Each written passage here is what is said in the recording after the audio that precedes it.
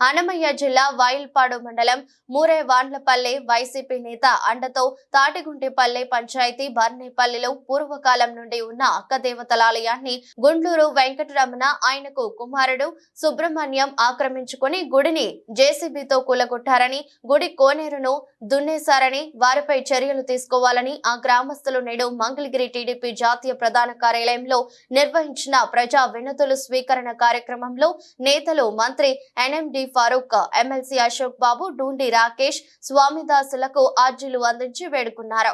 గుడిని కూల్చిన వారిపై కఠిన చర్యలు తీసుకోవాలన్నారు. ఆర్జీదారుల నుండి వినతులు స్వీకరించిన నేతలు సంబంధిత అధికారులకు ఫోన్లు చేసి గ్రీవెన్స్ వచ్చిన ప్రజా సమస్యలను వెనువెంటనే పరిశీలించి పరిష్కరించాలని ఆదేశించారు.